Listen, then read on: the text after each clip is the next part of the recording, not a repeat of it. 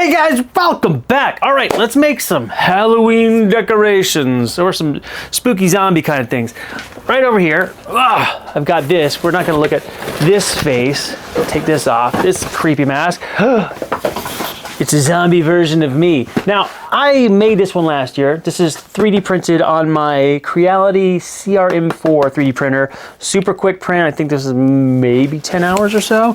Totally hollow. And I painted it. I was gonna do a video on it, never did. But this year, I made a new one. Ba-doom! Printed on my brand new Bambu Lab H2S 3D printer. I'm not sponsored, just printed it on that printer. Almost the same amount of time, much better print, just because it's a finer print nozzle and so forth. And we're gonna paint this today. Now, I started to paint this prior, but my video got a little wonky, so I'm gonna be doing a little bit of just upfront paint on this life cast I had sitting around. The same technique as here, so it's just caught up to speed. If I have some of the old footage, I'll put it on here. I lost the audio, it's the whole thing. But we're gonna paint this guy, and I'll show kind of how I do some 3D print paints when I do like a 3D printed mask, like this one. This is Norman Bates' mom, or this one here. This was done on the CRM4, and you can see it's barely any print lines visible, and it's really cheap, really cheap paint. Really fast 3D print, super thin. I'll probably do a whole video on making 3D printed masks like this because they're real fun, real easy, really cheap to do, fun to paint.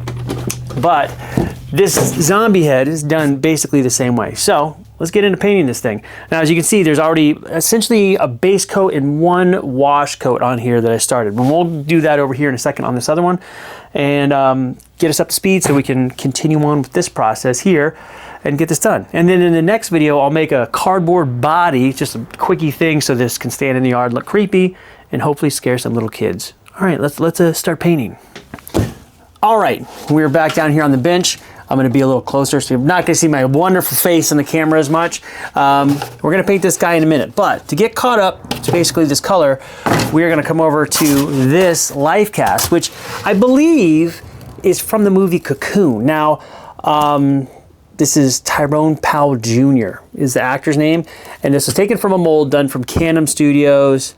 Long story, can't believe I'm talking about it now. And the only thing I could find that they worked on, that both Canem and Tyrone Powell worked on, was the movie Cocoon. I don't remember the scenes, I haven't seen a movie in years, but I think that's what this is from. Anyway, it's a creepy looking face. So I'm gonna paint it also to make a little scary thing. I did some foam extension on it that I'm gonna carve down just to make, you know, the lawn decoration out of it. But to start this out, basically what I did is I used regular house paint. This is Valspar, brand doesn't really matter. This is like a latex house paint, which is essentially acrylic. I don't think there's actually latex anymore, could be wrong.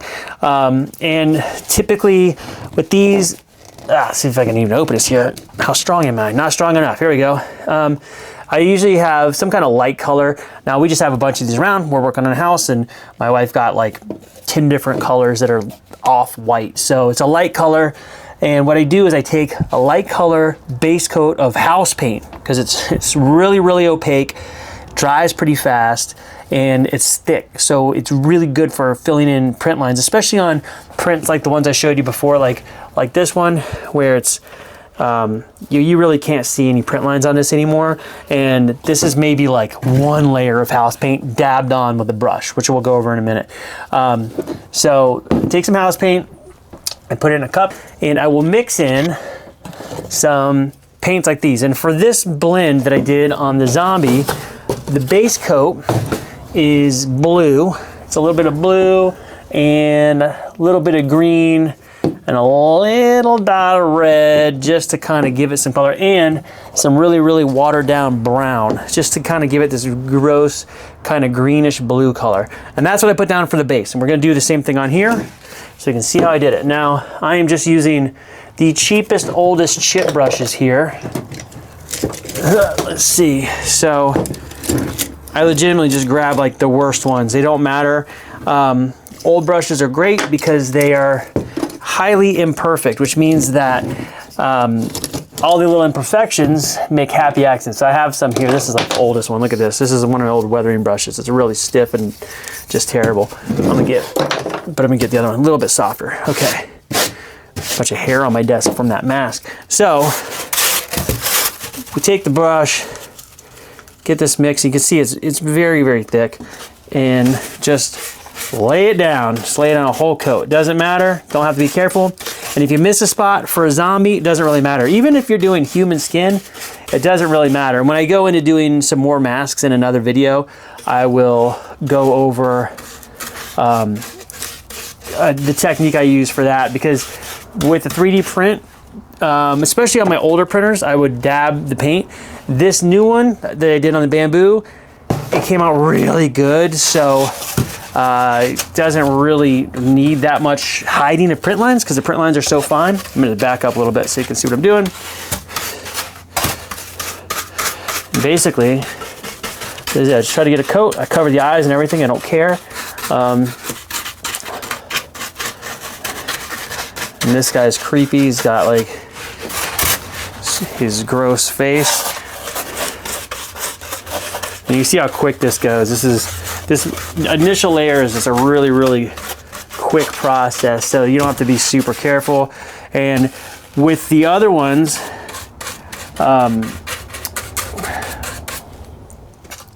like the Alfred Hitchcock one I showed before, that one has so many layers of paint that are just dabbed on in different colors that I'm not even caring if I get like even distribution of the color at first. I put down a base layer just to kind of fill it out, but not careful. And when you're doing skin, there's a lot of color variation in skin. Even when someone's got really nice, really perfect skin, if you look at it close, there's little hints of different colors all throughout. And that can make it pretty interesting.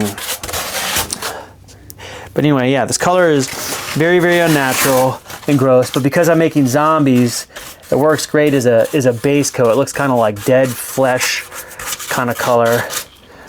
And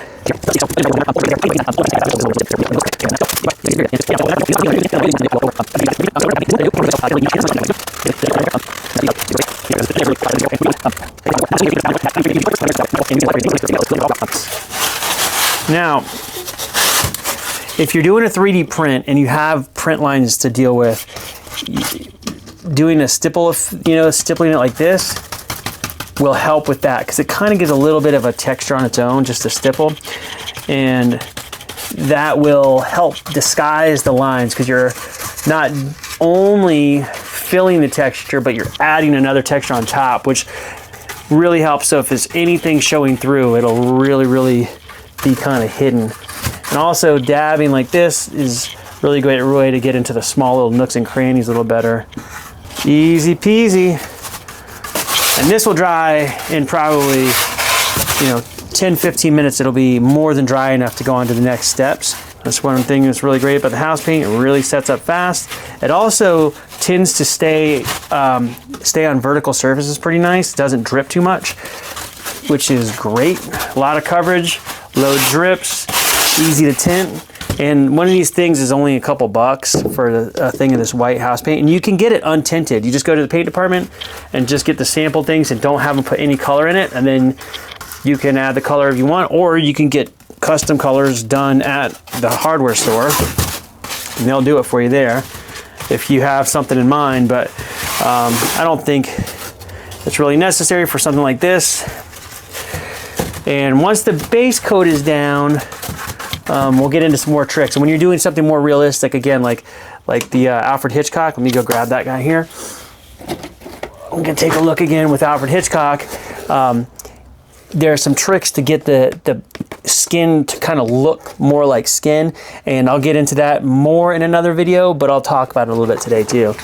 And when it starts to get to this a little bit, starting to dry a little bit, when it gets to this stage, especially with the 3D print, again, it doesn't need to happen on this one, but especially on 3D print, this is a great stage as it's starting to tack up to do your stipple, because it'll really start to hold that little bit of texture you put down. And it's not quite perfect pour texture, but it resembles it definitely enough to do a quick mask. There we go. That's a pretty creepy color. And now we're gonna put the brush in some water so we can use it forever, and let this dry. It'll come back for the next step. All right, it's been about, I don't know, 20 minutes or so. Paint's mostly dry. There's a couple little wet spots, but overall pretty good. Good enough to start with the next step. So what I'm gonna do is I'm going to try to match this one here and the way stuff. I used one of these colors for the base coat. I think it was this one. Let me see here. I gotta put my old man glasses on. Something suede, I don't know. This is a pretty close beachcomber beige. Again, there's nothing set in the way that I'm doing this. It's just colors that I kind of thought would look like dried up old skin. So either one of these is gonna be fine. And you can do it to taste. There's 10 other like beigeish colors you can grab. This one feels pretty watery. I may have used this one last time. I do not remember. You know what? I'm not gonna put it in this cup. This is gonna be my brush cup. I'm gonna grab one of these old cups, and I will reuse cups over and over and over forever because I'm super cheap. And these, oh, this is cool. So you see there's bright colors in here. Look at that. Find one that's similar in case some breaks free, which it probably won't, but if it does, these are really stuck together. Stuff. These bright colors, if you have seen the show The Masked Singer, I built the gumball costume 2 seasons ago, and these are actually the cups I used when I painted the gumballs. All these bright, weird, there's like yellow, some kind of like whatever color this is, some pinkish color. Anyway, that doesn't matter. We're gonna grab a new one. It's fine. If I can even get one undone. Cool, there we go. Boy, that was a bit much. So we take some of our paint. It doesn't matter if these colors get mixed together or not. This one's clogged up and gross. Let's see what's in here. There we go. Yeah, this is very watery. I think I probably put some water in here just to like thin out the whatever was left. Throw that out because don't need any more. And this one's again almost same color. Now this is, since it's so wet, it's probably gonna be, there we go. It's gonna do a pass like this, super loosey-goosey. Doesn't matter if it's perfect, and anything left over that you can see through will have that bluish color that I added underneath. So that'll be just kind of a base, and it's gonna get multiple coats, so it doesn't matter if it's even remotely close to perfect. We're not trying to get in the crevices. We're almost dry brushing technique-wise. Like if we miss a spot, a low area doesn't get paint, that's totally fine. It'll just bring out those spots later. So just a quick pass. This stuff is very watery. And one thing I like to do is when I'm painting, instead of like, you know, unless I'm really specifically need a certain color, like for stuff like this, what I'll do is I'll throw down a layer of this, and then I will add some other color to this paint to kind of like bring it up or down or make it richer, more saturated of a color, red or whatever, green, blues. And then I'll just continue on instead of worrying about trying to get it perfect. And those variations of the color are gonna help in the long run here. Now I could get crazy and airbrush these, and I think when I go back to do my mask video, when I'm doing more like realistic skin, I'll probably do something a little more involved as far as like using airbrushes and things like that. And that will be I don't know, it'll be more like professional, whereas this is just, again, these are going to be outdoor Halloween decorations. They just need to look freaky and scary, and that is it. So if it's not perfect, doesn't matter. If some of these spots are wet and I kind of accidentally blend some with the initial paint, no problem, doesn't matter. Am I getting paint on my table? Yes. Doesn't matter because doesn't matter. I am going to be painting this table again anyway, so if I get some paint on here, no big deal. Now, typically I would put down a piece of cardboard or some paper or something to do this, but because this table is getting painted again, I'm not worried. This paint is very watered down, so there's a lot of splatter happening now. But now we're almost caught up here, I'm going to let this one kind of dry up here.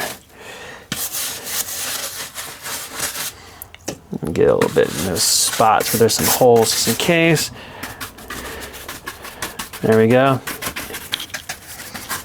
That's good enough for this guy. And we'll come back over here and just hit this one with a little extra just in case, but overall this one's probably good to go. But you can see on this one where there's low spots, where that blue kind of shows through.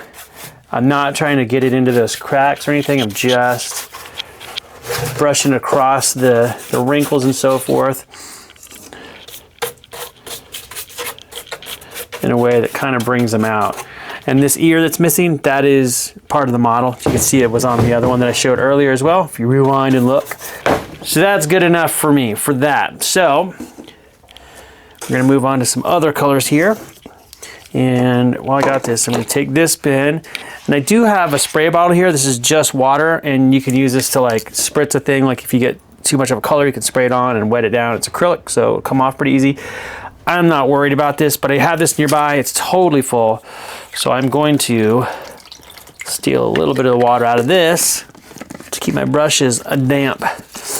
And because it's acrylic, if you just throw the brushes in some water here, you will be fine. And I just realized my camera's pointing up very high. Let's turn this down a little bit. There we go. So now we just get some other colors. I'm going to start touching up some of the little areas here. Now, because the zombies, you can't really go wrong. You could put kind of whatever colors you want, and it's going to look fine as long as you know, you don't even have to do it right. I say do it right, but it doesn't matter. I have a little bit of red here. So we're gonna add some like gory stuff. I don't know why these cups are all stuck together. These are not used cups. These are brand new cups. Ugh, whatever. We'll just get a new one over here. So I'm gonna take some of this red and throw it in here. And because this is gonna be kind of like an old gross zombie, I'm gonna put some blue in the red and make it a little purpley. Like that. So it's just some red and some blue in there. It's gonna be very purpley. So this is kind of our color. It's kind of like a purple, but it's a little swirly. I didn't mix it super hard there, so I'll get closer. And again, if I hit anything too much, it's no big deal. I'm gonna throw it in some of the crevices where there's like cuts and things, where I sculpted in some kind of like damage around the mouth and just wherever. There's like big sore on the throat, some holes in places, a big like zombie bite on the side of the head. So we're gonna do like this. The ear, top of the ear is chopped off. Got a hole in the neck over here. Ooh, that one got a little red in it. A couple down in this area. And I think you can kind of see what I'm doing. Maybe get some in the nose just to make it a little gross. And then we'll get our paper towel and our water.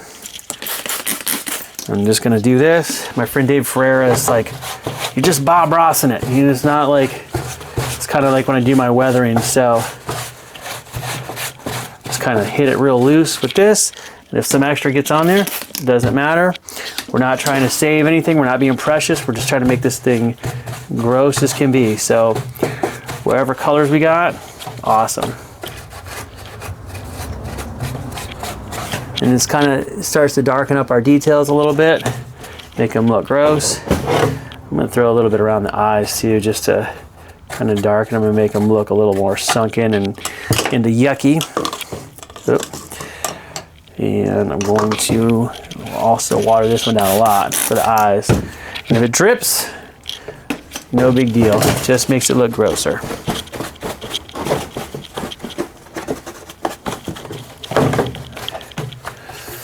There we go.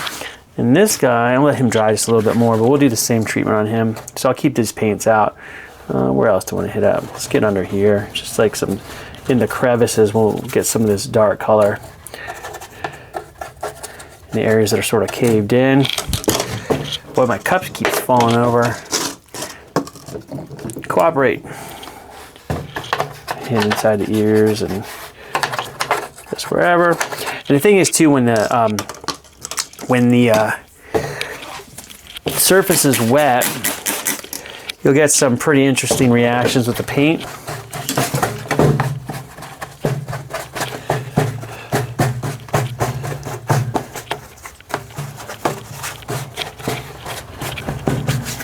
And all these are going to be layers, so any passes I do, what did I just lose? Heard something fall. Any passes I do that are not optimal, doesn't matter, because they're going to get so many different layers on top that it's going to start looking grosser and grosser.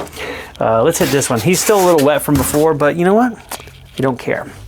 We're going to do it anyway. We're going to do a lickety split. We take our wet brush that we just used here, get a little bit of this. I'm going to go in the mouth. It's gross. He's got a little bit of damage on the nose, which is just like a ding in the, he's got one on his head up here. I'm just going to play those up. So the things that were kind of gross before are going to look on purpose, like they're supposed to be there. And his face isn't quite as like dinged up. And we're going to paint the eyeballs still, but we're going to paint those last. So if they're a little not perfect, that's okay.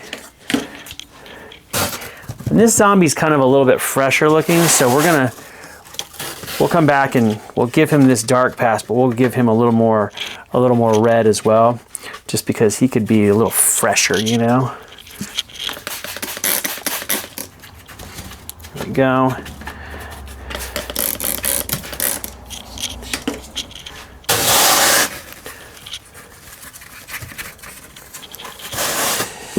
Another thing, another pass that people kind of take for granted, there's a lot of green in human skin.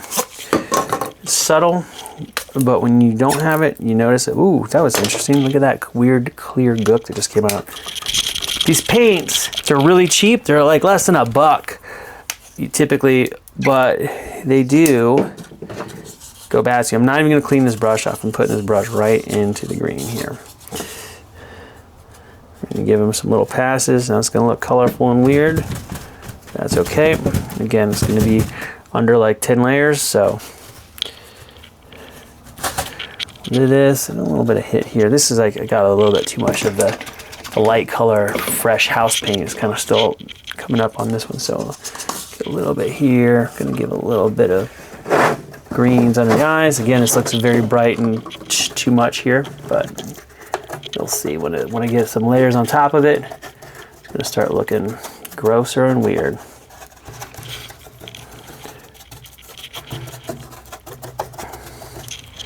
There we go. Got my rag here. Dab it out a little bit. I want to put a little bit more of that reddish stuff I used before around the, just like this darkish color in the eyes themselves, because we're going to repaint those, but I want that to be, like, it'll help the eyelids and the lips kind of have a little bit of color that they don't have currently. Get that wet, dab it down. If I do it right, I should leave it in all the grossest little low spots here. There we go.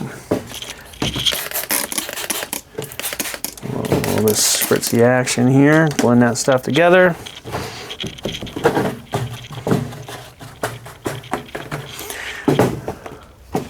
And you can see just adding those little colors, it starts to pop the detail a little bit better, and it's starting to look a little more layered and cool. And let's get one of our big old honking chip brushes. There we go. We're gonna do a little bit of same thing here. We're gonna tap him up, give him some circles around the eyes and so forth. A little bit of color on the lips. Around the nose, you have some color down here. These little areas. So like, I got my glasses on so I can see a little better. Like in these areas and around here, you're gonna get a little more saturation in the reds. And this is going to help with that. You add some darkness in there when you do another pass, another wash on the top of the light color, it will help it show through a little bit. I'm gonna wet that down just a tad. This one I don't want to be as dark, but let's see, let me get some of that opaque house paint off. Another pass around the eyes. I just keep saying give him another pass like it's not me. Same thing, you get it in all the crevices. And this one I'm just gonna kind of stippling it kind of light.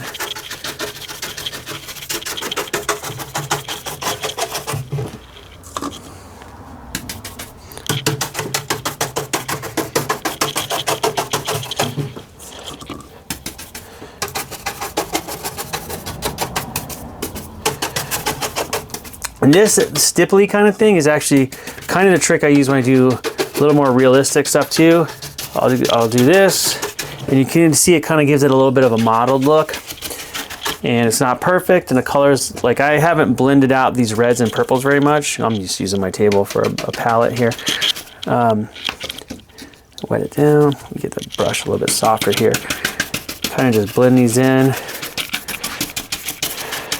And the more times, this is one of the biggest tricks, is the more times you do passes like this and you break them up and break them up, it really, really starts to give a lot of dimension to the face. And then I'll go back to this Alfred Hitchcock here so we can see it. This is, I don't even know how many layers of paint, probably 6 or 7 layers of paint. All different colors. I went like full red, some tans, and then back to some reds, and I just, you know, drop it down like this. This kind of gives a little impressions of like some capillaries too, these little purples and stuff. So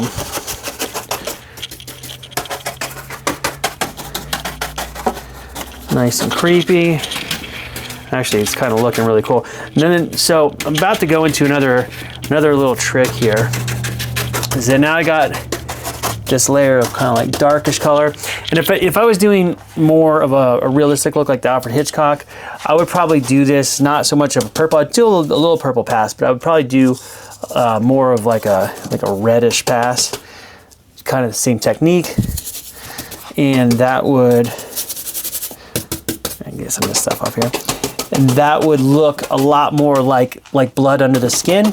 And I don't mean that in like a gross way, but just, you know, it reads really nice once you start to give it a few layers. And I'm gonna show you that trick here in a second. I'm gonna use some washes on the back. Doesn't matter so much. This is gonna be kind of in a hoodie, so I haven't even gone to the back too much. I'll just give like rough pass, Bob Ross in it for my friend David Ferreira. He's gonna make fun of this if he sees it. He'll know what I'm talking about.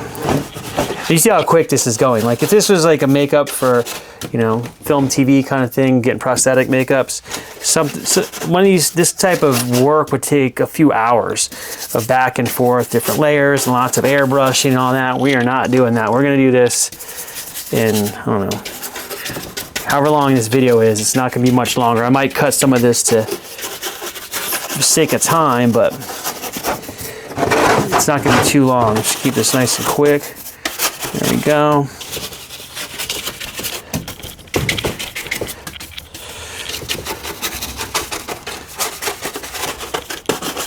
And try to get some of this into those holes in the back of the neck there. All right.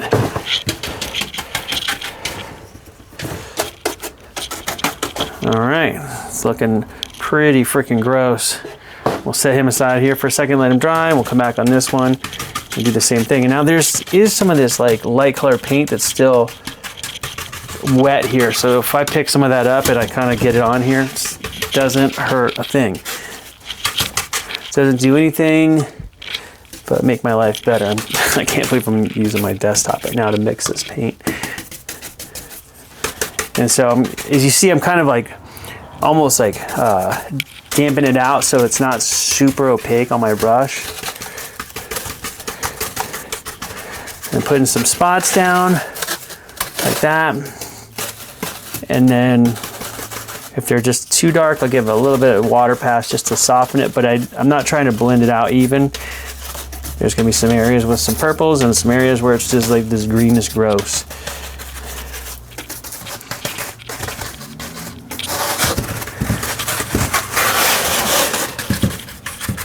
And yes, we are going to do the eyes, but we'll do those last after everything else because we want to be nice and kind of like quick and sloppy with this paint. And if I paint the eyes first, we got to be way more careful, and it just won't look as good, or at least as good as quick, you know?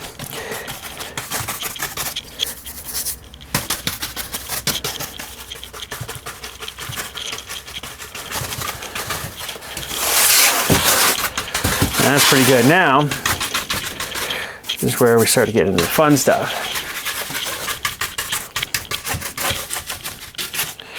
So for this one, I think I'm going to do, like, I'm going to try to keep it truer to the zombie colors. And this one's still going to be zombie-ish, but like I said, a little bit fresher. So this one will have a little bit more skin tones in it. Still has that sickly green base color to work off of. And then I put that a little heavy, but that's okay. We're gonna go burp, burp, burp. Look at that. Spritz it down, dab it out, lickety split, just like that. And again, with the zombies, can't really mess it up. And when you're working in layers like this, can't really mess it up. If you add a layer, it looks a little too strong, it's a little too red, or to whatever color you don't want, you can just go in and just add another color to offset it. And that little color that you thought you messed up is actually gonna probably look pretty good once you do a few layers. So don't worry about it. You're not gonna go wrong. If this is outside in the yard on Halloween or whatever, this is gonna look real creepy. So here we go.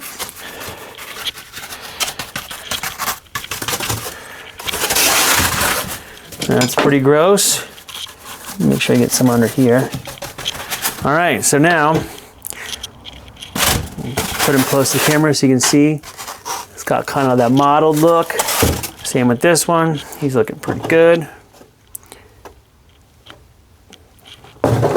He's still very wet. So, what we're gonna do next, get another one of these cups. Boom. And this is the fun secret, is the triple thick glaze, which is like this is like a gloss glaze. It's really cheap. It's basically like a clear acrylic varnish, but it's got some thickness to it. So you see when I pour it, it's blub, right? It's pretty gross. So get that started here.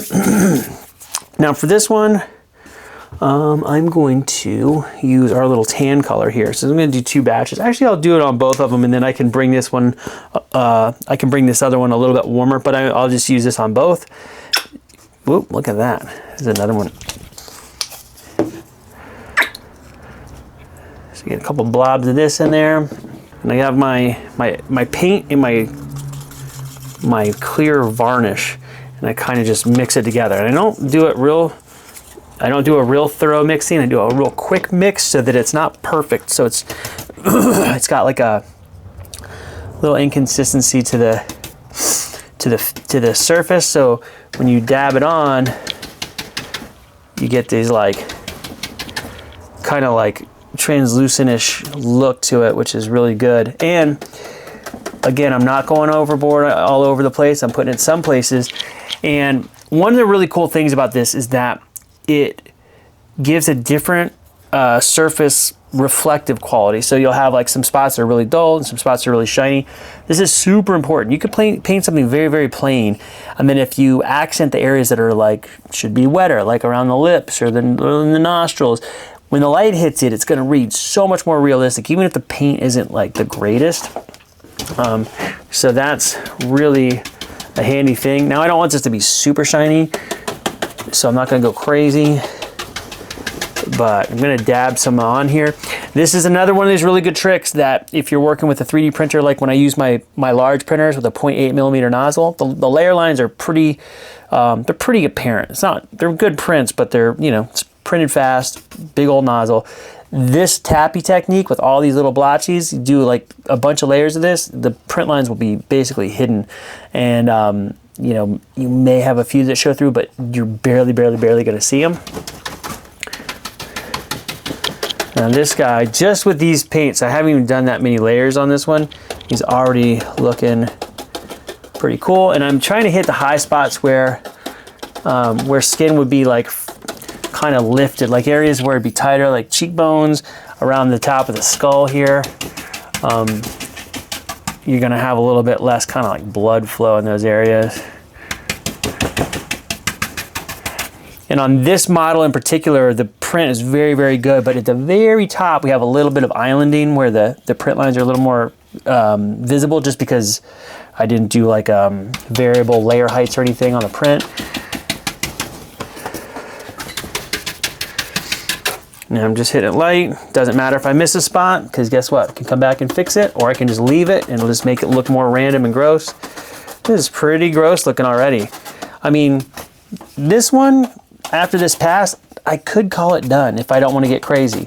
I don't think it really needs too much more to look like a zombie head, minus the, you know, the eyes and things. But as far as skin goes, it is pretty gross. I might hit a little bit more like old, like dried blood on the wounds and so forth, but for the most part, not too shabby there.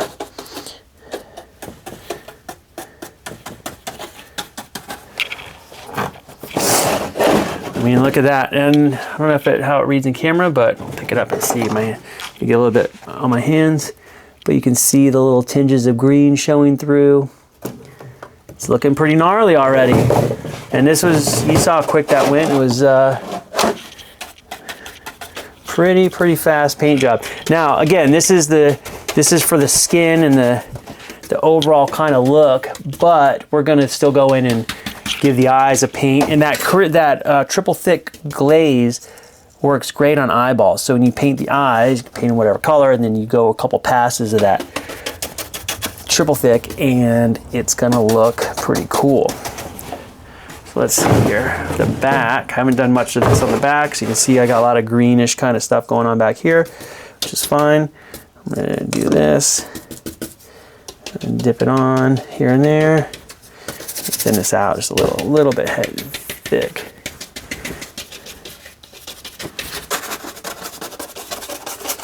This gives like a little bit of that, helps accentuate that papery look in the skin. Now this is done off of a scan of me that was done at Otoy when I did the Star Trek unification video that was with Sam Witwer and all that. I was, when I worked with them, I got scans as part of my deal, because scans at that place are very expensive, and they gave me a bunch of different versions. So I took one of them and I went in ZBrush and I zombified it. And I actually was going to do a bunch of them like a year ago and put them up for Halloween, and I didn't get to finish them. So I think I've got 2 of them now, and I will post them for free. When I get a moment, I'll put them on my Thingiverse, and then if anybody wants them, they'll be there. All right, so this one's looking pretty gross and gnarly already. Let's hit this one. We're gonna go a little bit heavier on this pass because I want to give them a little bit fresher skin.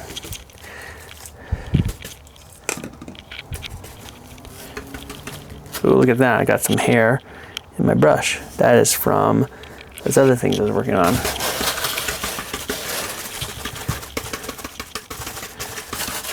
So I'll give him this gross zombie skin here. Now the other one I did last year was much fresher looking, like the skin is much closer to like a real skin color.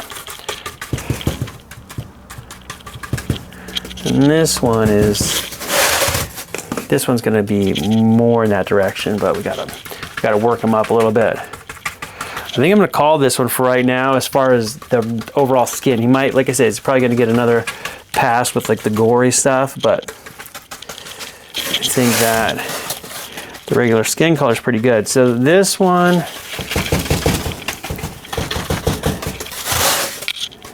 he's looking pretty gross.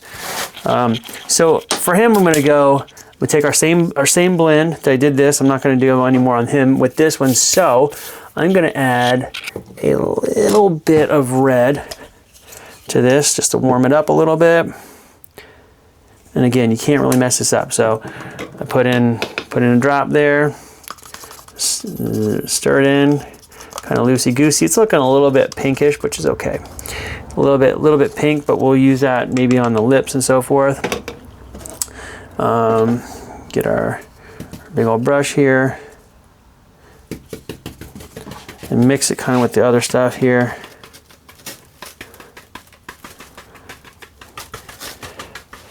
And again, this stuff, if the color's off, leave it on there and just do another pass over it and let it kind of show through here and there. And you'll get these nice little speckles that look really cool. This is pretty good. Let me add a little bit of orange. This is a little bit bright, but it's okay. We can tamp it down as needed. A little bit of orange. There's a little tiny squirt in there. And I am not even gonna really blend it too much. I'm gonna blend it down here. So that's a little bit bright. Let's see, what do we want? Let's like, we'll deaden it down with a little bit of green. This is the other green. Let's see how this works. And I just did this right on my desk. That's good. And back in here. Yeah, the green helped it a bit. It's like skinish, but a little bit off.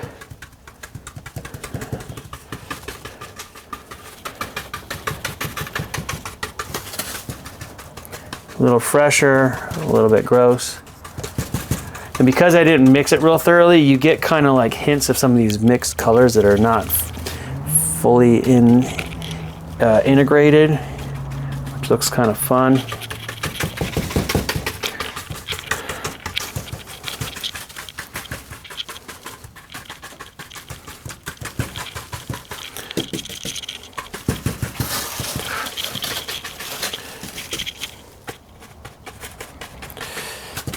And then we'll go back to with the, when we do the glazes,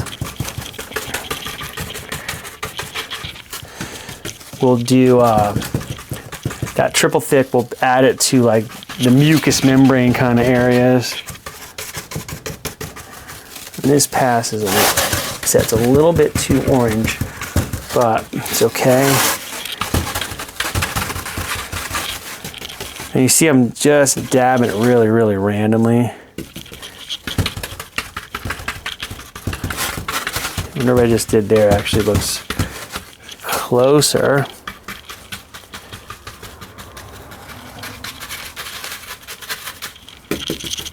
That's like straight up green on there. Kind of see.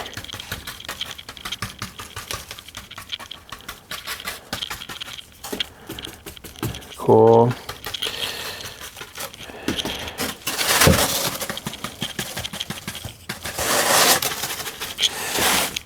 Looking pretty creepy, honestly. I'm not sure how it shows up in camera, but looking pretty cool in person. Like I said, a little bit of orange, a little bit too orangey, but we're going to hit it with another pass here. I'm gonna add a little bit more red. Just a small drop. Red goes a long way. A little bit really does go a long way. So mix it in, we get my light in there. Just a little bit pink. Let's add a dash of like this dark blue. Again, none of this stuff is like any kind of special science. It is just to taste. If it's looking a little off, you do it. Now see, a little blue goes really far. It's almost like it's going back to that like zombie look. But I'm gonna mix it down with some of the stuff we have on the table here. I'm gonna wet it just a tiny bit. A little bit of this. Yeah, this color is kind of like a blend between that original zombie version and the skin, so I don't want to lose the skin too much.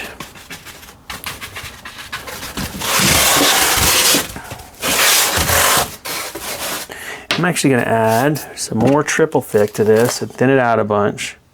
Instead of thin it with water, we're going to lessen the opacity with the triple thick. There goes my phone. Make some noise. Oops, I had a big blob of that stuff.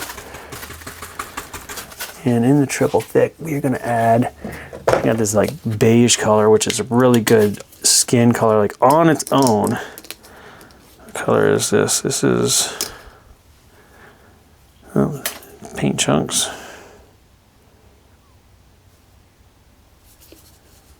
Where does it say on here? I'm going to dip this right on my table. This color right out of the bottle is pretty good skin, and if I mix it with some of this triple thick, we'll get some. Yeah, that's pretty good. Let's put me in like a friendlier gross range here.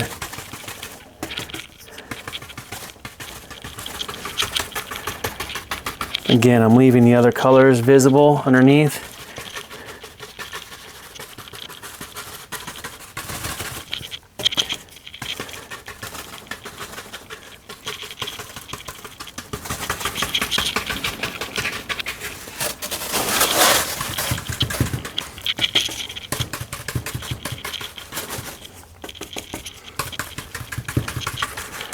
There we go.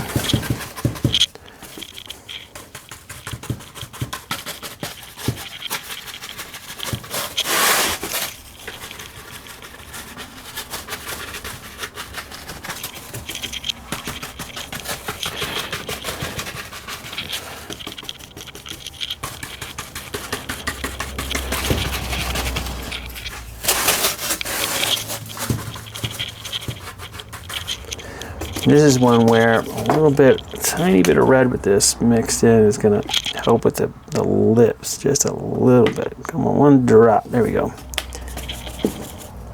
And just a tiny little bit.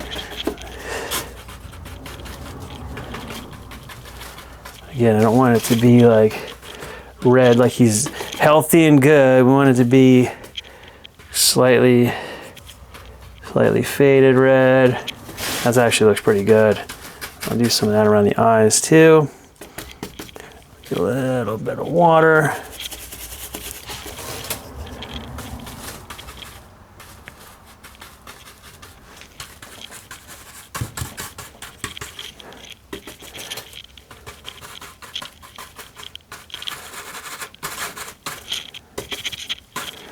A little tiny bit more red.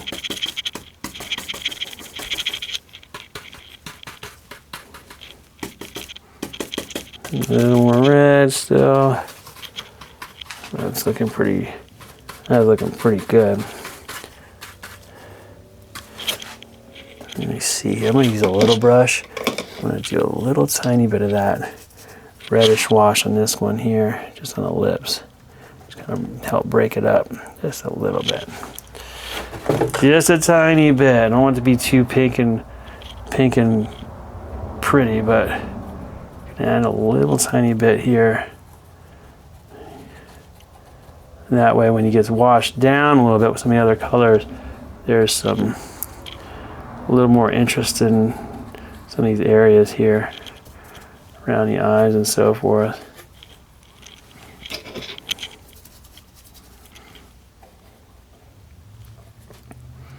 And maybe a little bit by the nose. Not a bunch, but a little.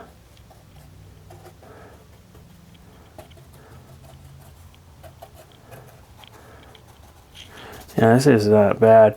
It's not too skin color, it's just a little bit extra color just to help break it up a little bit. I do like the weird greenish kind of look of this one. Again, not sure how it looks in camera. It looks really cool in person.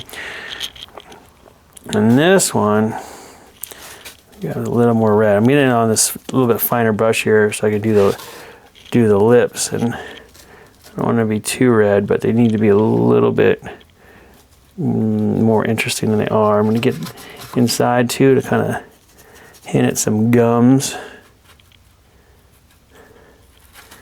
Hit the nose. And now, if I was doing a more realistic one, I would hit some of these areas, these little indents and stuff, really heavy with like a dark, even darker than this red that would get washed over with the lighter color. So I'm going the eyes. And by doing this too, again, doing this first before you do the eyes, then you get all like the surrounding colors really nice and loose before you get into the eye colors. There's usually a little bit of pink and some blues and greens around the little nasolabial folds.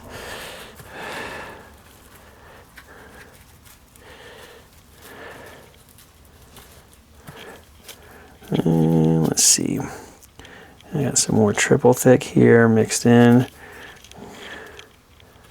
I'll put this on the lips. Now, there's some color mixed in with this, but it's a lot of the triple thick on the top. So we're gonna hit here. This will kind of give some wetness to the lips, wetness around the eyeballs, wetness around the nose. And this way, if someone glances at it, the way it catches the light will feel at a glance very realistic. Add a little bit more red to that. Oops, that's a lot of red. A little bit more red to the clear glaze. There it is. Like it barely shows up as more red, but it does add a little bit of tint. It's really nice. I do this guy too. Just a little bit. Now this one, he's pretty dried out. So, all right. So this one has a big cut on his nose. So I'm going to add some red and some dark blue to the red a little bit. Where'd I put that? That's it. Boop. All right. Boopy doo boop. And this darkens it up. So if you want a little bit darker red, add a little bit of blue. And it'll start to get darker without making it too dark. So he's got a cut on his nose. Right here, we're gonna play that up. Looks pretty gross. Cool, he's got one here. Now these are just like problems in the actual casting. Just had some like damage over the years. So this will kind of play that up a bit.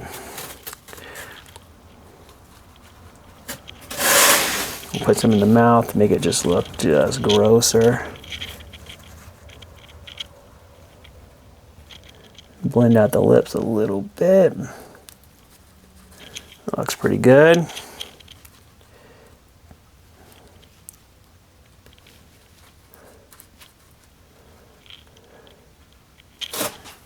Yeah, that actually looks awesome. Okay, so that's a really good color. I'm gonna do that around the eyes, the eyelids a little bit as well too. We go back to do the eyes. That'll make the eyelids stand out a little bit better. It looks like his eyes are red right now, but they're gonna be, we'll paint some pupils and so forth on there, and irises and whatnot. We'll dab this in. This in the area over here where I'm dabbing it now, do this very thin so it just adds a little color without looking too pink. Take a little water and deaden it down just a little.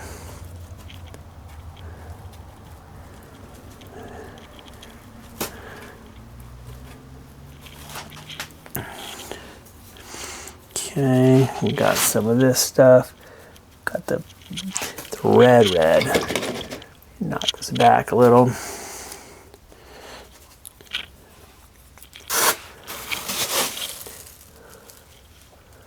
His nose can make it a little bit gross in there. The way this is cast, the nose is like plugged up, and it looks like they had a life cast, and then they went back and sculpted the eyes open. But there's elements like when they did the life cast, he had something clearly was holding something in his teeth, and I don't know what that's all about. But the eyes are sculpted open, and then they recast it like this. So whatever they're doing, I'm not sure if they were gonna make a dummy and cut the inside out and add some like teeth or what they were doing, but it's interesting and interesting nonetheless. The same here, his ears. And these colors really help get some water and mix these down a little bit.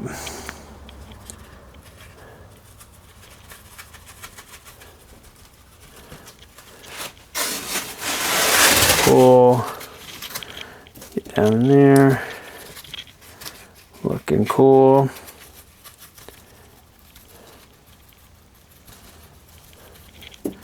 And again, this is probably overkill for something that's going to be in my yard.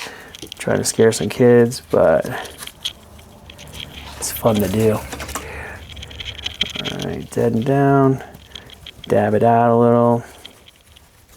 So it kind of blends these things together. Looking pretty zombie-ish. That's pretty. Looks pretty good. In the camera, the mouth looks way more red than in person, but it's pretty creepy. So this is slightly more real, but still like sickly, maybe like freshly undead compared to this kind of undead skin color. Now I'm gonna let this dry for a bit, and then I'll come back and start painting in the eyes, and then we'll give it some passes. All right, so I'm gonna let this dry for a bit, and then we will come back and paint in the eyeballs and go over the glazes and give it some just modeling on the surface reflectivity. And I think that's gonna wrap it up for these lawn decorations. I'm gonna try to do these pretty quick, but like good quick. So they look nice, have a pretty cool, realistic feel, but I'm not gonna spend hours and hours on each one, which I could. That's fun to do. It's very fun. And when I do the more realistic mask, I might do like an hour or two long, like splatter effects and all the things to kind of give the surface that I would get with like a prosthetic makeup that I'm in versus lawn ornaments. So we'll be back in a moment. Okay, now we've got our basic skin colors established. This is kind of the look we're going for. You can see it's got this mottled kind of like look of kind of capillaries and a little bit of rottenness going on. And this represents our base layer skin. This is the skin, and anything kind of under the skin, this is what we're gonna be looking at. So now I'm gonna move on to doing the eyes and the teeth. And all right, so now we've got our base layer kind of skin. This is what the skin will look like. You can see it's mottled. It has a bunch of kind of, gives the impression of some weird gross capillaries kind of congealing underneath and so forth. And on this one, it's same kind of thing, but just a little bit fresher. And now we're gonna move on to the next step. And right now we're gonna do the eyes and teeth because they're kind of part of the same process. And we'll get started. Ready? Let's do it. So what I want to do is I want to base them out with just pure white, which is way too light for what we're doing. But the very light base coat that we're going to use here is going to be good to build on. So it'll make sense in a moment. I just need to bring those areas back to a lighter color, and then essentially we're going to be doing glazes over top to add back some color. And most people don't realize this. When you do art classes, you start to really realize it, but the eyeball, the white of the eyeball, is actually much closer to the color of your skin than to white. So if you put white versus that and put a picture, look at how close it is to skin color and value especially. So when we do this, we find a brush with a kind of fine tip here. Put on my old man readers.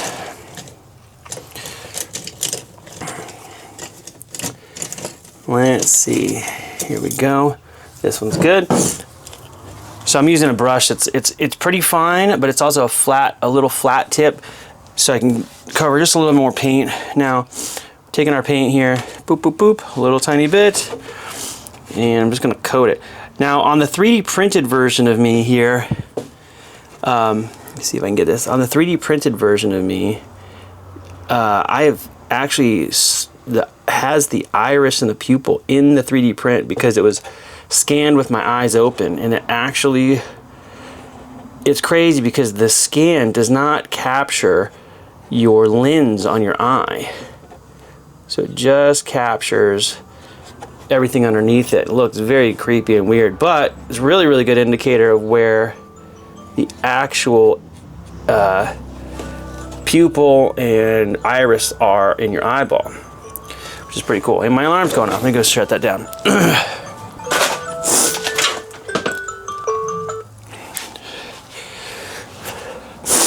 All right, I'm back. Now, this is a little too crazy in white here, but that is fine.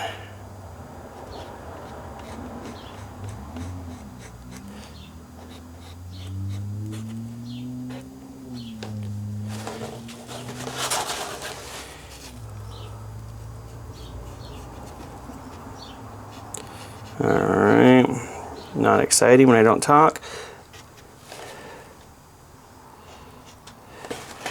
Now, it's not perfect, it's okay, because I'm going to go back and I'm going to touch up the little edges of the eyelids. This one, I just realized that my eyelid is, when I sculpted it down, I brought the eyelid, kind of chunked it out a little bit, and it's a little bit close to the eyeball. So I'm going to, while it's still soft, I'm going to take down some of the white paint I just put down.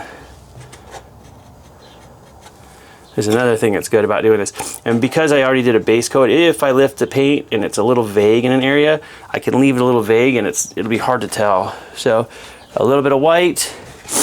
And this one we do the teeth as well. And again, teeth are gonna get some coats here, so won't be too big of an issue. When I made this, the mouth was actually closed on the scan, and I opened the mouth and I had to sculpt it open a little bit, and I used the same skull that I used on the Corridor Crew Corridor Digital video with the face melt when I basically modeled Ren from Corridor Crew, did his face. So there we got some white teeth, they stand out. It's too white, this is not realistic, but there we go. Cool. I'm going to see with this one. And this one, the eyes are just sculpted, so they're just the roundish shapes. And I don't know if maybe they knew that they were going to use a specific type of eyeball, because there's special effects companies that make eyeballs, and you can buy them in very specific sizes. And a lot of times what they'll do is, if they know what size eyeball they're making, when they make the sculpture, they will embed either the eye or a copy of the same eye, the same exact size, so that everything fits together really properly, and they make it a part of the core to the mold. So when they take a casting, the cavity perfectly will fit the eyeball that they've chosen. All right, I'm going to get rid of a little bit of this white. Got a little bit of blob on the eyelid here. Boop, gone. That looks pretty good. All right, so got some gross, crazy white eyes. Just the white eyes alone actually look pretty wild. And this one doesn't have real teeth. I'm going to just kind of imply some teeth at the top. This is one of those things, like at a glance, it's going to look like you can see his teeth. And he does have bottom teeth, but they're set back really, really far. So it almost looks like his tongue is sticking out. And I'll paint it to give it a little more 3D kind of depth there. And that's pretty creepy. All right. And these look a lot like those little miniature skulls that I made of myself right now, because they were so small that I was like having trouble painting the pupils because they were tiny. I probably should have done it with like a marker, and I was doing them really fast, so I didn't want to take the time to try to get them perfect. So I just would do a little dot of white for the eyes, and they kind of felt like this. That's pretty fun. I'm gonna give this one more pass just to help the opacity just a little bit.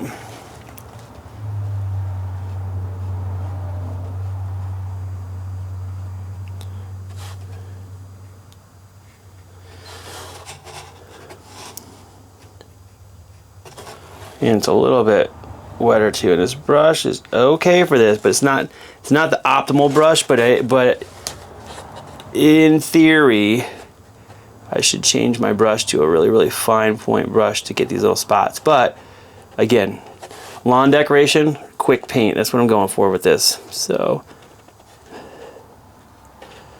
there we go. Only a little bit too much on this one corner.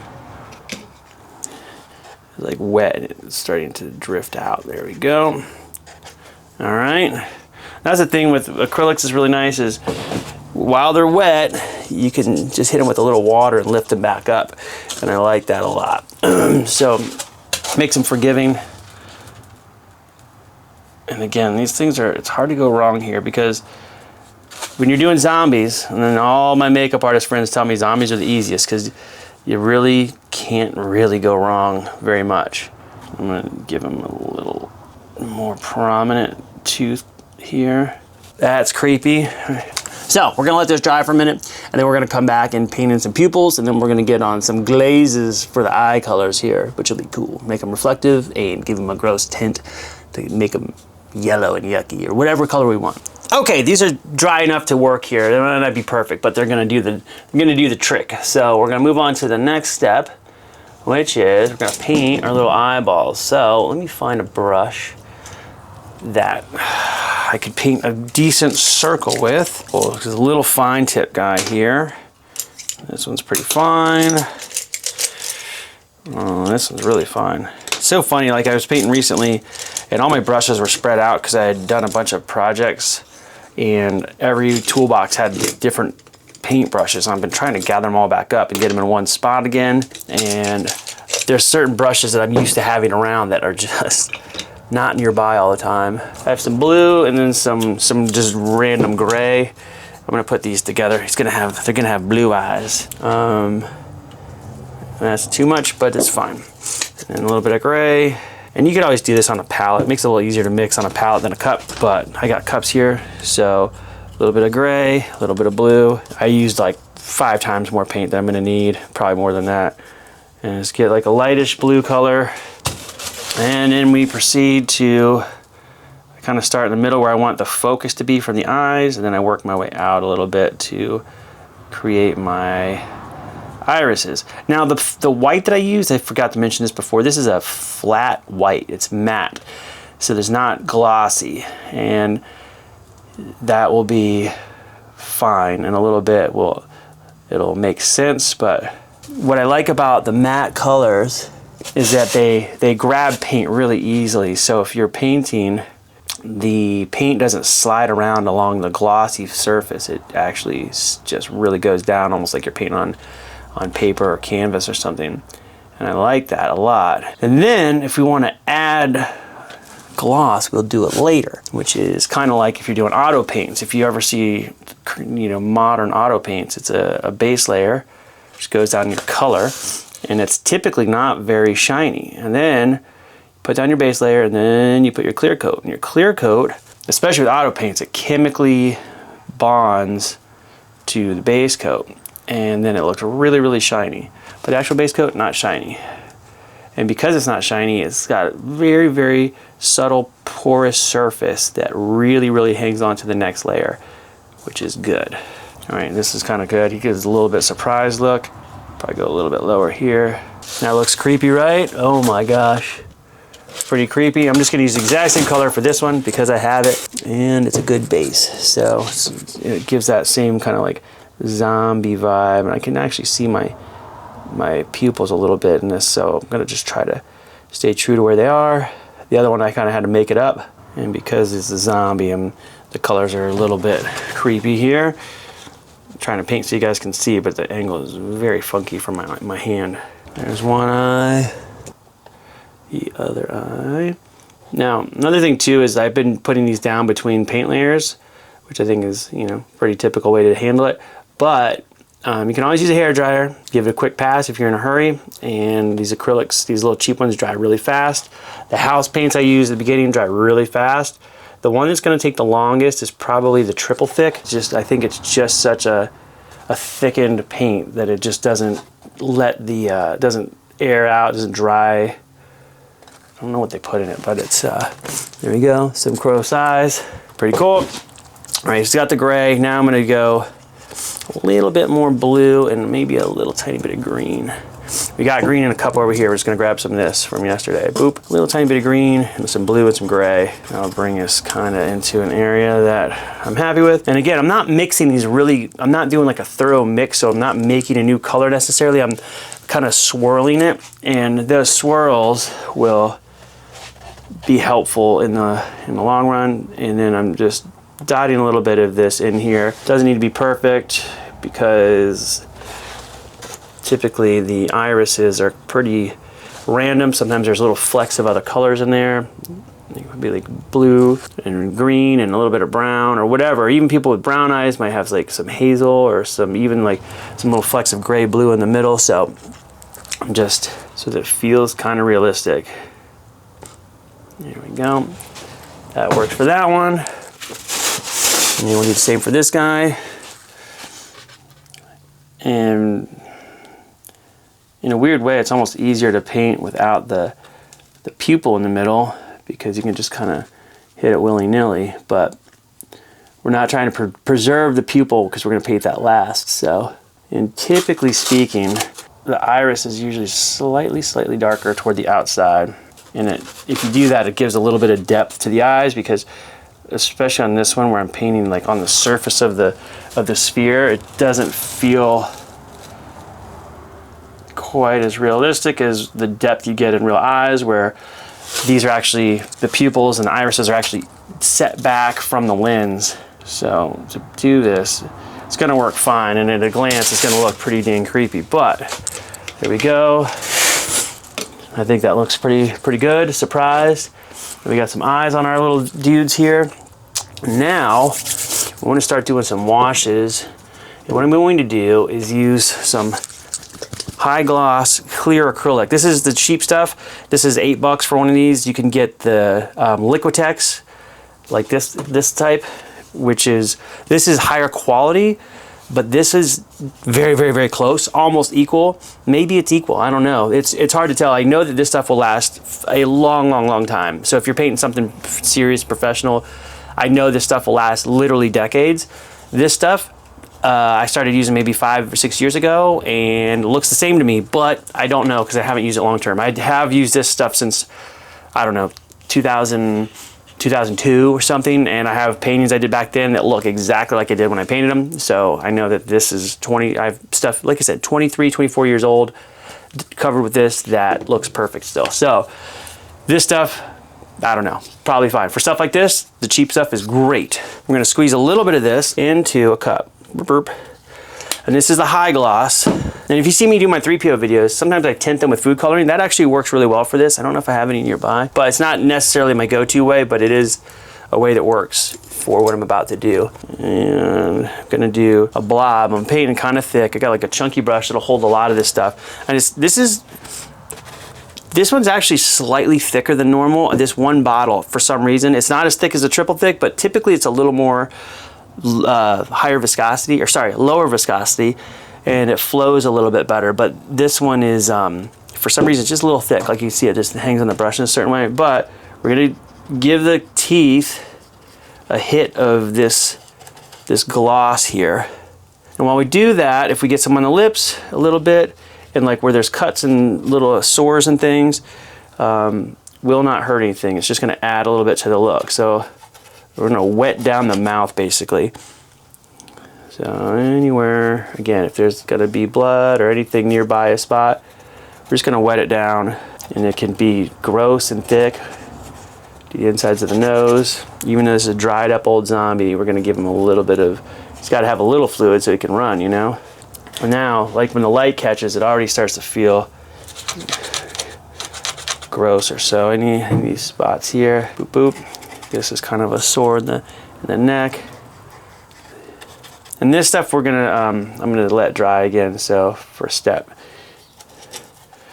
But before we do that, and the eyes, I'm gonna leave the eyes for a second. I can see they're almost dry for past. This one's pretty good. This one needs to dry just another minute.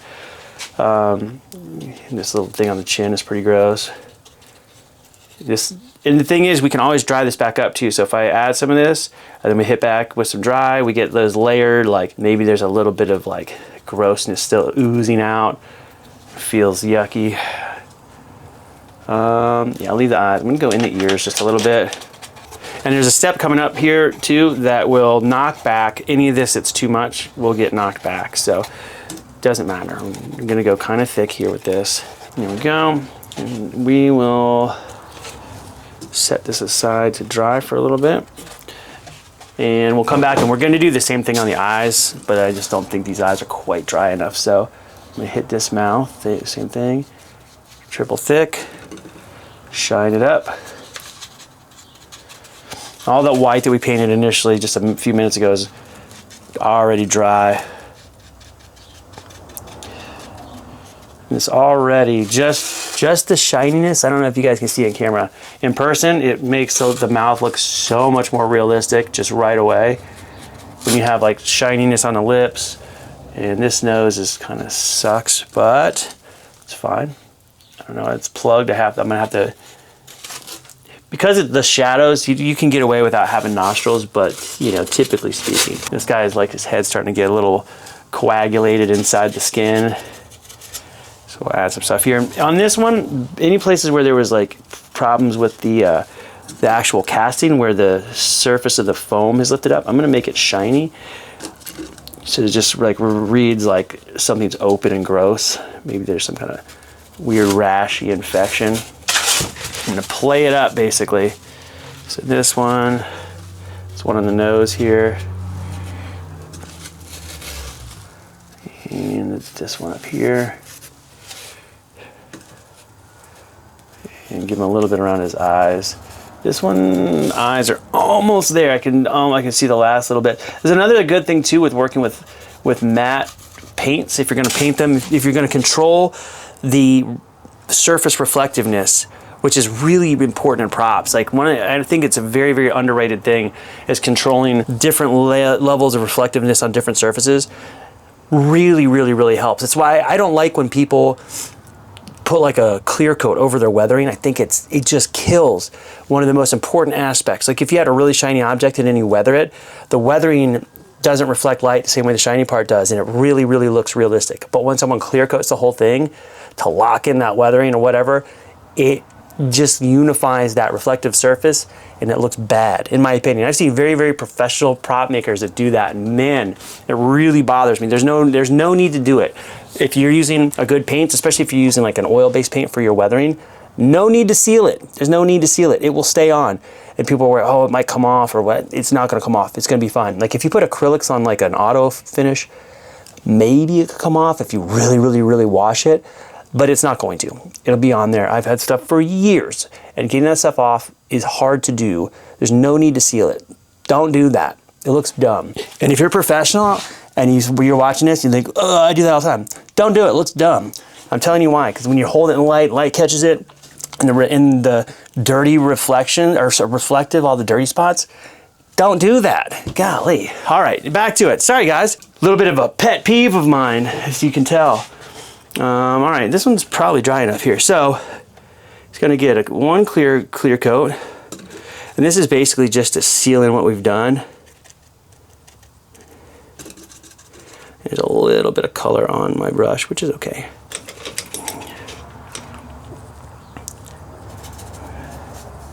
There we go. All right, so now there's a little bit of clearness on the eyes. Now again, I'm gonna do another pass with this with some tint. So I'm not too, a little bit of color still wet here. I'm gonna go like on the sides. I'm gonna try to just dab this on the eyes here so that it's, if I pick up any color, it doesn't affect anything. You know what I didn't do on him? I did not do his pupils. That's okay. Well, we'll go back and do them because he's getting a few more layers of clear, so it's not gonna hurt anything. So now he's got shiny eyes, and this stuff we're gonna let dry for a few minutes, and I'll be back to continue. We're starting to look pretty good here, coming along. It's funny because in the camera, I can't tell. Let me look in the camera really close. It looks okay. And in person, they're looking really, really good. In camera, I'll probably do a beauty shot at the end so we can see them out, but they're looking pretty freaky. Like this one in particular, I've had for years. You've probably seen in the background of my video, different videos since like 2016, maybe 2017. I've had this thing. I've never painted it to look real. It's always just been like foam.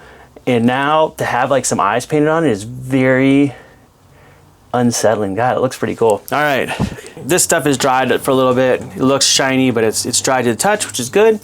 So what we're gonna do now is we're going to hit the skin with a pass. This is the next step. We're gonna come back to the teeth again in a minute, teeth and eyes, but we're gonna do a pass on the overall skin real quick. Before I do that, I think I'm going to give a little bit of hint of shadow under those teeth, just to kind of bring it out just a little bit. I can't believe I'm doing this right on my table, but getting repainted anyway, don't care. So I'm gonna get a fine brush. Oh, something's here making my freaking nose run. I'm gonna use a little bit of blue, boop, put it down, and a little bit of this red here on the table, mostly red. It's like a little purpley kind of color. And I'm gonna go right under the teeth here just to define the shape, but we don't wanna outline, we just wanna indicate a shadow a little bit here. That's what I'm trying to do.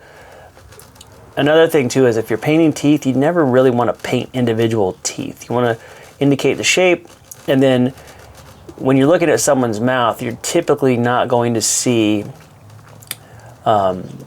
at a glance, it won't be black in between there. It's gonna be basically just like a little shadowy. And if you outline the teeth, they look weird. Whereas if you just indicate where they're at and we cover them, it's gonna look a lot better.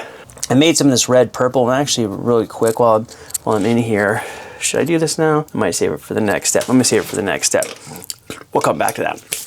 So we got our skin, got our initial shine. I'm gonna use some satin varnish. This is the Liquitex one, which I don't have satin in the cheap stuff. So, but again, a bottle like this, I've had this one for years. It lasts a long time. You don't need very much. So put a little bit in a cup. You can see I don't have very much in there. I'm gonna grab one of our gross old chip brushes. Get this one. Actually, this one's good.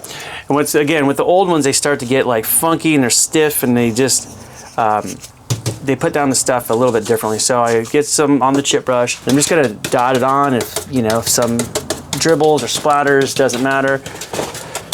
Another thing that works great for this is a sponge. So I'm not trying to make a perfect coating on the surface. I'm just trying to give some light breakup so that as the light hits it, it kind of has different reflective qualities as it crosses different surfaces. This is so important. I know I said this before, but that whole thing where when someone clear coats over all their weathering and everything, it just completely destroys the look.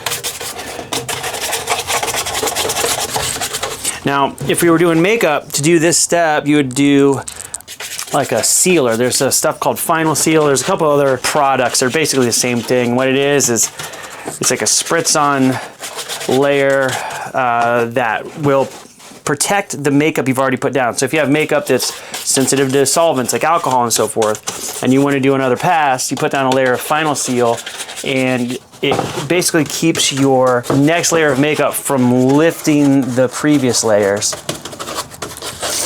Now this is a little shiny right now, but it'll come down a little bit as it dries.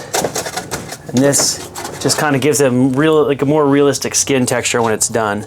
And same with this guy. Just give a coat. And you dab it on. If you miss some spots, that is totally fine. It just gives that little bit of realism, like there's been like a face isn't totally perfect as far as reflectivity. It's going to reflect a little differently because of pores, dry spots, oily spots, etc., etc. I'm going to put on a little bit thick in the areas where there's some of the holes and stuff. And this stuff is satin, so it's not matte, but it's not gloss. So it has a little sheen to it, but it's not won't be shiny when it's dry. And we'll have areas that are shiny. We're going to use that triple thick again and go over the eyes and the mouth to kind of give it a pass. There we go. Let's see, get a little bit on the lip. You can see as this one's already, as it's drying, it's already looking a lot more realistic. So pull him back up here. I say him, it's me. And you start to get that look. Now we're gonna come back to the eyes here, and we're gonna do this with some of the triple thick. I think I have some in a cup already here. Do I? I don't know. A small bottle here, it has more in it. Ah, boy, stuff is thick. If you don't clean the lid real well, it can be hard to open sometimes. All right, I'm gonna put the triple thick right in. This is my clear coat. This is my clear coat, okay? So I got a cup. This is just triple thick. There we go. Just a little bit, we don't need too much. Now, you can mix this with some different color paints. And I got like some gross paints that I used to make the skin colors and stuff that are just around here. So I have this like funky, gross base coat. I want it to be a little bit thin, and the honestly, like just the water that my brushes are in, which is right here, has this weird like pinkish purpley gross look. Just this mixed with some of this this triple thick, which I just poured in a cup and I lost it. Is this it? And basically, I'm just adding a little color to it. I'm just gonna try the water and see. And deaden it down just a little bit. I will dab a little of this and see what it does. Yeah, that's gross. Okay, so now I've taken a little tiny bit of the skin color and mostly triple thick. This is just to kind of deaden down the whites that are really bright right now. I'm gonna do a little pass. Oop. We don't want to be too opaque, but we want a little bit of opacity here. And same with the teeth, make the teeth look kind of gross. And I might do some of my tint coat that I do, and because these are kind of like zombie-ish looking characters, if the eyes are not super duper clear and I get like that little bit of like hazy kind of look over the pupil, that's gonna look cool. And I actually, really quick before I get too far into this, I'm gonna paint the blacks in the pupils. And this is one of the rare times I'm actually going to use actual black paint. I almost never use black when I'm painting something that needs to look realistic. Like stuff like this, if it already has wrinkles and so forth, like if you see somebody's face, in the wrinkles there may be like different colors tonally. Like there may be different colors, like it may be like purpley or more red versus like the regular flesh tones where you have wrinkles. But it's not like a black outline. So if you have wrinkles, like in my hand here, like, you know, it's a little more pink, but you never want to use black to emphasize anything on skin colors. It looks really bad. Don't do that, ever. Typically, in nature, most things you see will not be totally black unless, like as far as just shading stuff, you're not going to walk around and see that. Even in like the darkest shadows, typically don't go fully to black. There'll be some kind of dark brown or dark purple. Okay, I added some little blacks to the eyes here. Right after I said don't use blacks, but these are gonna get crystal cleared out. And because this is kind of a wet pass, I don't want to hold it up too much, I don't want it to drip. I'm going to set this to the side, set it upright like this, just so that the color stays in place. Make sure it doesn't get out where I don't want it. This will settle in, I'll let it dry real good. All right, creepy and gross. Same with this guy. I'm going to tilt him up a little bit. Give some black pupils here. Looking so creepy. All right, and this one, pretty good. This one's a little cockeyed here. We'll fix it. Boop, boop, boop. All right, pretty good. Got one tiny little brush stroke that escaped me here. It's just the triple thick was a little bit wet. So look at this. Dry this brush down a little bit. Lift off some of that. There we go. And we got some black on his eyes. We'll let this settle like this. And we'll be back in a minute when that dries. All right, these things are not totally dry, but they're probably dry enough to go on to the next step. And what we're gonna do is we're gonna do some of the triple thick that I just put down, and I'm gonna mix it with some of this like gross blood color. You can't see this here, but on my desk, I've been just mixing my paint right on the desk. I've got kind of like these bloody, gross colors, and I'm mixing it with the triple thick so that it's like very translucent, kind of pinkish red. And it's not gonna show much in camera here, but this is I'm gonna use this to kind of like indicate the injuries a little bit better and around the eyes, just a tiny bit. So I'm gonna come into the eyelids and give a pass. This is very translucent, so it's pretty forgiving. If I go overboard, get some on the white eyes, no big deal. Just looks like these eyes are infected. And a little bit bloodshot. Put these into the wounds on the face. You see it adds a little bit of redness without going overboard. Looks gross. And because it's translucent, it's not quite blood, it's kind of just like gross skin. We'll go into these guys here. And again, this is like not quite purple. It's still in the red zone, but it's leaning toward purple a little bit. and that'll make it look a little bit older and grosser. But if this guy is still moving, maybe he's got a little bit of, you know, stuff flowing through his body there. Looks pretty gnarly. Oh yeah, I got to get the tip of his ear because his ear is chunked off, so I want to make sure that this looks gross. I'm going to wet this down just a little bit so that it just flows a little better. And you can just dab it on. You don't have to be very careful on whatever your project is. This isn't the way to do it, it's just the way that I'm doing it. So, and the same thing here in his mouth. I'm going to put some of this red up in here so it looks like maybe he's been chewing on something gross. Grab some more the clear stuff here and just get like a pass on the teeth so they just look gnarly as get out. Gnarly as get out. Gnarly as all get out. That's what I'm going to say. Wet it down a little more.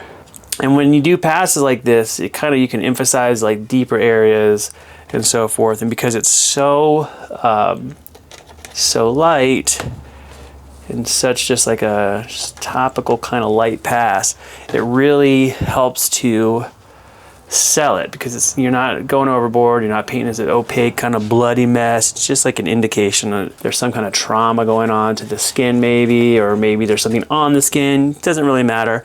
Again, I'm kind of going overboard on this. I could paint these a lot faster. I could probably just call them done right now and just be good. So, all right, put some under the eyes there, kind of redden them up a little bit.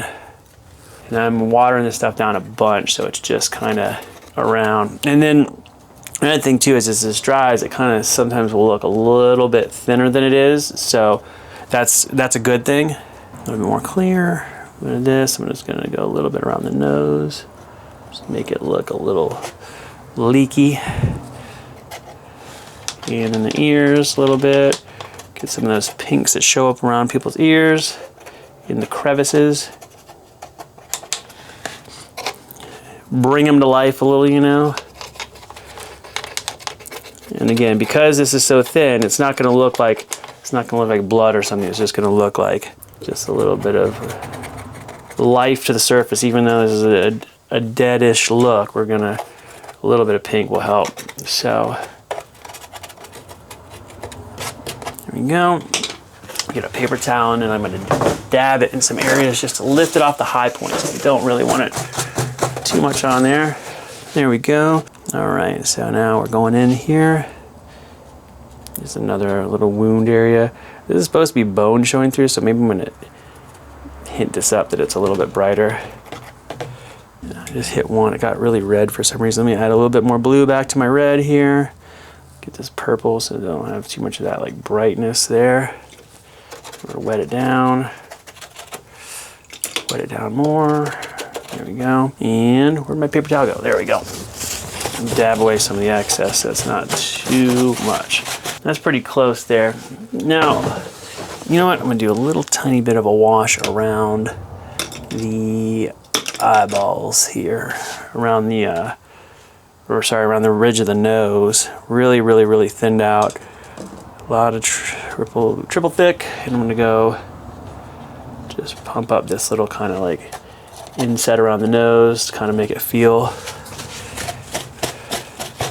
This, and for some of this stuff, it ended up being kind of like a weathering technique too, where you're emphasizing the low areas. But that's pretty good. Let's do the same to this guy. All right, so we're doing the triple thick. We're gonna go up into his mouth here, and I'm holding this at a very, very strange angle so I can do this. And I was saying about not painting the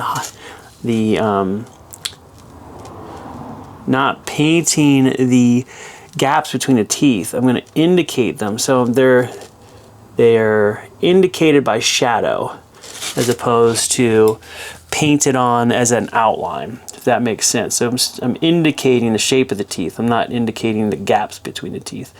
That should read pretty good from a few feet away. That's going to read awesome.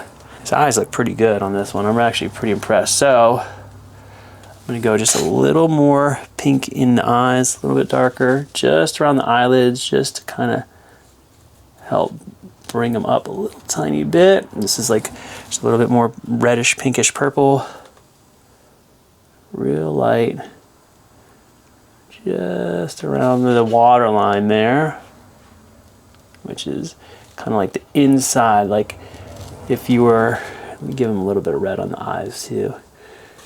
And if you can see this, you can actually kind of tell how thinned out that red is by, get it wet here, by how much it doesn't coat the whites. It just kind of gives this pink, gross, like his eyes are bloodshot, looking scary. I think this one's looking pretty good. I don't think I'm going to do too much more to this. You know what? No, I take that back. I'm going to give him a little bit more of the wet, kind of red look in some of these little spots.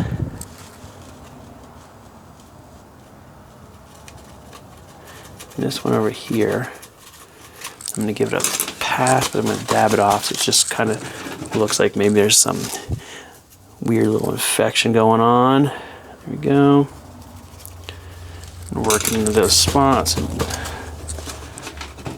Basically emphasize the flaws in the casting, turn them into something else. I got this big one on the head I never did anything with, so I'm going to coat that guy.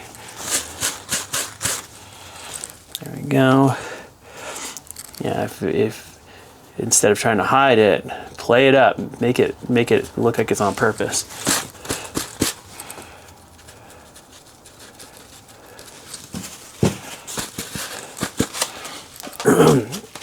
There we go. I think that's pretty cool. So now, you know what? I got to do a little washy red on the eyes on this one too. His eyes are a little too white.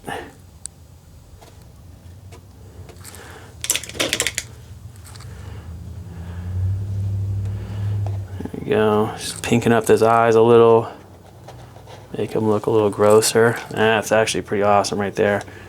Right there, pretty good, pretty good. All right, now I'm going to put him back in the front. Look at that, so we can look at them together. I don't know if my light is blocking things right here. If I block the light, you can kind of see.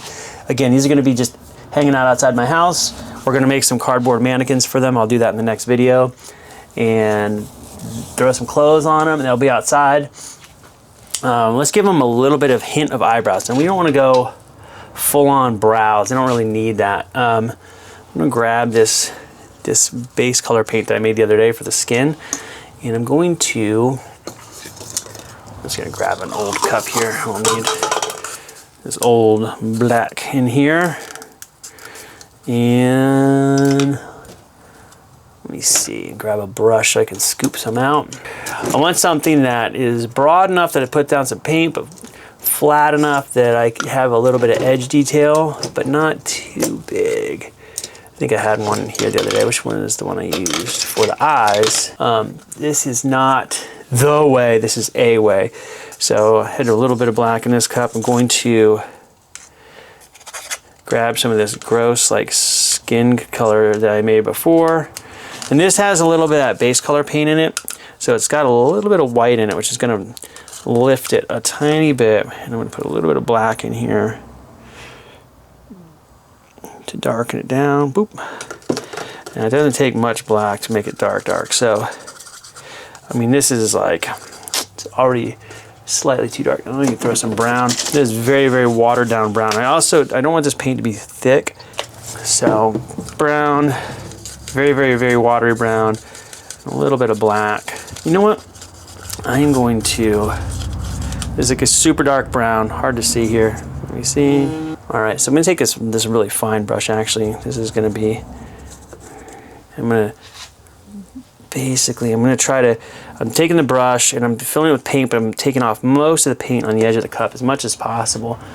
And I'm going to go in and attempt to do some light eyebrows. Now I'm basically taking a fine brush and going in the direction that the eyebrows would flow,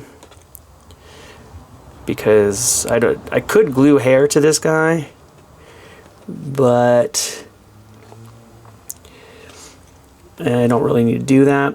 And And like I was saying before, this is going to be essentially a Halloween decoration, and I'm going to put it out in the yard, but by next year I want to be able to like throw out the body, so I don't need it. So I'm going to use cardboard and just junk I have around to make the body, and then I can toss it, store the heads for next year, and then next year I'll just make some new bodies. And that also keeps the displays a little fresh. Maybe I can do some like subtle animatronic kind of things. Alright, so there's kind of a brow. It's a little bit dark, but that's okay. We'll do the same, try to keep it the same on this side. And what I'm doing is I'm just making little lines in the direction that eyebrows would go. And I don't want these to be too wet, because if they drip, it won't be very fun. I know it's me, and I have pretty dark eyebrows, but I don't want the brows on this guy to be quite as dark as my real eyebrows. Although it might not look bad, but I want him to kind of have like a dustier, grosser feel. So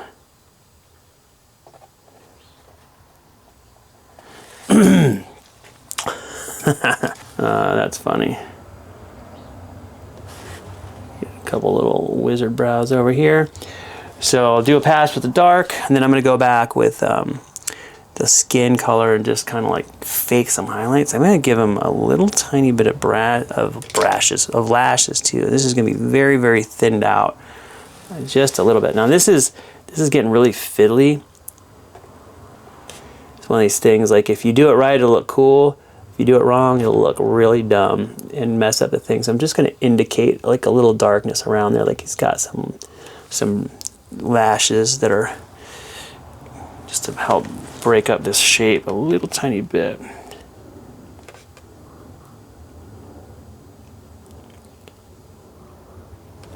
They don't have to be perfect. I just want to make sure I don't try not to get the paint anywhere else I don't want it to go.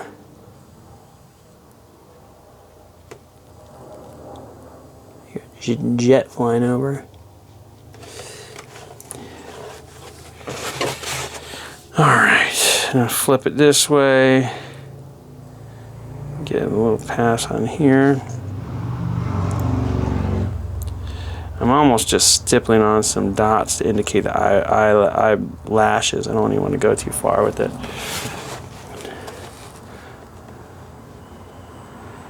Doesn't need too much here, and I don't want to overdo it. If I do too dark, it starts to look like he's got makeup on. So I'm going to lift off as much as possible here. Just like an indication that there's some. So there we have some eyebrows and some lashes. And these look a little drawn on, which is fine. And then this guy, same thing. I'm going to go here. I'm actually going to put a lot more brown in for this one. Now this is very, very brown with some black. So here we go. Can't really see the difference, but it's good enough. And this one, same thing. I'm just going to kind of indicate where the brows are. And I do a light pass with a few hairs because I can add more hairs easily, but taking them away, not so friendly. And if I paint them like this, now, part of what makes these things look so drawn in is that they're just so monotone. They don't have any highlights or like reflections on the brows themselves. And our normal hair catches light in a way, give it some volume so you get like a highlight on the upper edges of the hair and shadows underneath. So I'm going to go back over this and give it some like a little bit of highlight passes to kind of make it feel a little more realistic there. Since it looks like they're just drawn on right now, which is funny. That's good enough again for getting that little look from far away. And I want to give him some lashes too, but I'm going to go really thin on his lashes. I really don't want them to be too strong. I'm trying to get as much off the brush as possible. He's going to have much lighter lashes than this other zombie here. And this brush is fine, but it really, really needs like a very fine brush to do this little area. I'm just kind of stippling the edge of the eyelid. Again, total overkill for what I'm doing right now. This isn't just a decoration. It's supposed to be fun and fun, fun and fun, fun, and just something people are going to see basically at night. So all this detail is just a bit much. That's probably good. Just a little indication that there's some lashes there. Now, I'm going to go back to my weird like skin mix that I made prior.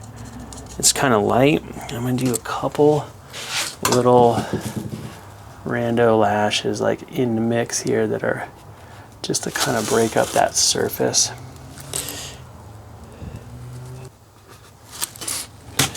Go. Same on this one. This is essentially the same pass. There we go. And I feel like this is probably all it needs as far as this goes. And what I'm going to do now is put some of the triple thick, what do you think? No, that's not it. Here's the triple thick glaze. I'm going to put a thick coat on the eyeballs and on the teeth right now. And then we're going to call it. I'm going to set them this way so that the stuff can really, I'm going to go very thick. So I'm taking these guys here and I'm going to put on like a thick coat that is basically going to fill that surface. It's going to take a little while to set up. So I'm going to make sure, let's see what kind of brush do I want for this. I want a round, kind of a longer brush, not pointy. This one's probably the closest here. So I'm using like this kind of tip here. It's not too big, but it can hold a lot of paint. And I'm getting like a big dollop. I don't know if you can see this, a big old glob of this stuff. And I'm just gonna put it right on the eyeballs here. I'm gonna put it right down in the pupil. Really, really thick, big coat of this right on the eyes. Now this dry is really, really clear, so it looks like it's, you know, too much, but in reality, it's gonna be great. And especially on the scan version of me, the pupils are deep. So I am going to fill them and give this like a really shiny surface. Same on this guy, he's getting a big old thick coat of this stuff. It's really helps sell the eyeballs. And again, if it gets on the lid or whatever, it's fine. I'm trying to keep it just on the eyeball portion, but if it's on the lid, it just looks like the lid is a little bit wet. Now, if I was being more precious about this, I might care more, but I currently have not got this on the skin yet, but there we go. That's pretty gross. And now this, I'm gonna do some on the teeth, same thing, a big old thick blob on the teeth, just to really sell that thing, because teeth have like a translucency to them that these paints just don't have. Acrylics are pretty opaque.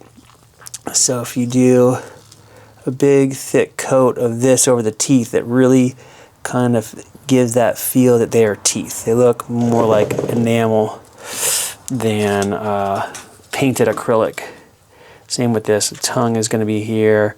I'm just going to put a lot of wet on this mouth on this one. I'll actually put some of this onto the lip too, on this guy. I don't want the lip on this one to be as wet looking, but this one we can do that. And a little bit in the cuts too, because this one is, that's pretty good. Okay. Big old gnarly cut on the nose. Okay.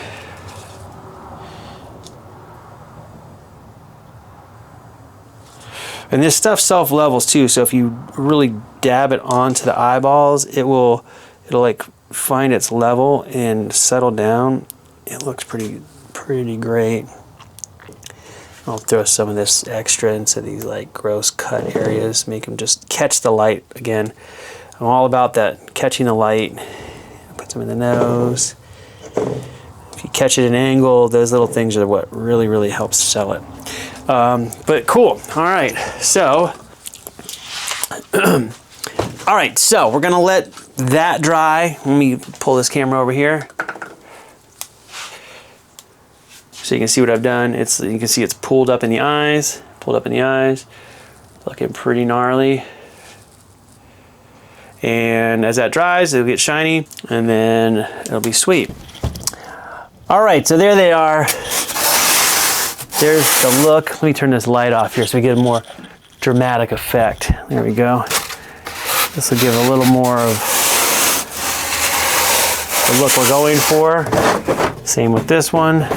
This one's a little bit drier, like I said, so this is a little bit more aged zombie. And it should be pretty fun. So we're gonna make some cardboard bodies for these. That'll be in the next video. But anyway, let me turn this light back on.